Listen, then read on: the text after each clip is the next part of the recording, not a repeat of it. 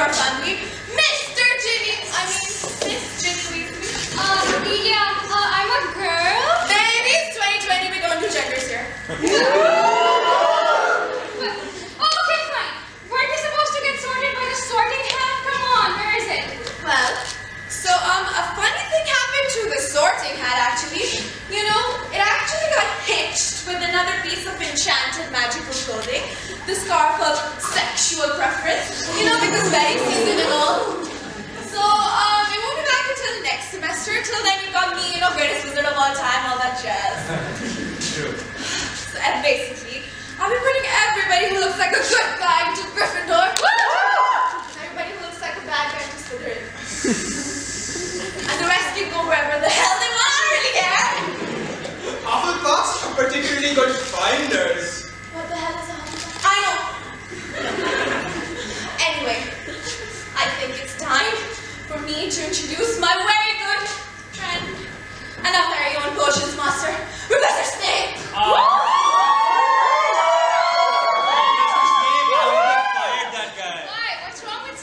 Nothing. He's just evil. Come on, Ron. He's not that bad. Harry Potter! Detention. Talking out of turn. Alright, now before we begin, I will give you all your very first pop quiz. Shut up. Can anybody tell me what a port is? Stop! Me! Miss Granger. A port is an enchanted object that when touched will transport the ones or the ones who touch it anywhere in the globe as speed decided by the enchanter of the object. Now, can anybody tell me what foreshadowing is?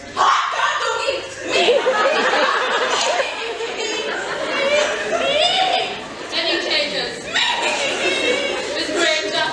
Foreshadowing is a dramatic device where plot point is appeared early on only to be returned to later in a more significant way.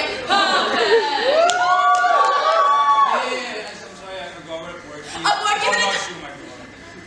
And remember, a portkey can be any sort of seemingly harmless object, like a football or a ball thing, yes? Professor, you're like a person be a portkey. But it's absurd. Instead of a person to touch themselves, they constantly be transported into different dimensions. A person can, however, be a Horcrux. What's a Horcrux? I'm not even going to tell you, Harry. You'll find out soon enough. Professor, what's the point of this quiz? Not that I don't love it, but like... Well, like, no point exactly, but important information that everybody should know, especially you. Pay attention. Right, so moving along, there's 4 houses in total. Gryffindor. Ravenclaw. Hufflepuff. Fine. What? Slytherin. Right, so traditionally, points are awarded for good behavior, deducted for bad behavior. For example, 10 points for Gryffindor. What did you do? What did you do? For Miss Granger's excessive baby fat. Right, so this year we're doing things a bit differently. Don't interrupt me. Right, this year we're doing things a bit differently. Here to introduce it is our new Professor of the Dark Arts, Goyle. New professor? New professor? What's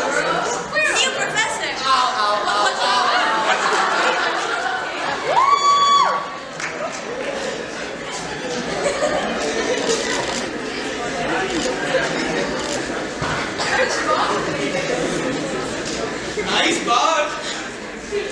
The House Cup, a time-honored tradition. For centuries, the 4 houses of Hogwarts have competed for the honor and glory of the house champion. But where does this competition come from, and what are the roots of this tradition? The house club was originated with the first generation of Hogwarts students. Hermione, Granger, I know everything. Nice to meet you. That was a rhetorical question. As I was saying, when the tournament first originated, it was one of a completely different sort.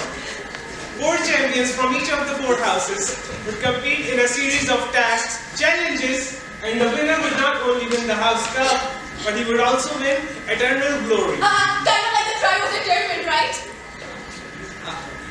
Yeah, sort of like the Triwizard Tournament. I was right. Except no, not like that at all. There are 4 houses. How can this be the Triwizard Tournament with 4 houses? Oh, wait, but Professor, if I remember correctly, the house club was disbanded after the first semester when a student almost died trying to complete one of the tasks. Yes, well, it will be very dangerous, but the rewards far outweigh the risks. I don't think you heard me. I just said somebody die! Abhi chup hoti ho? Shut your ungodly lips, I'm not going through. Thanks, Hermione. God, for the cleverest switch of your age, you sure keep your dumbass sometimes. 10 points for Dumbledore. Yes, well, it will be very dangerous, but the winner will be remembered as a hero for ages to come. And as a professor of the defense against the dark arts, I believe that this practical application is exactly what the curriculum... Professor, did your turban just sneeze? What? No, that was simply a fart.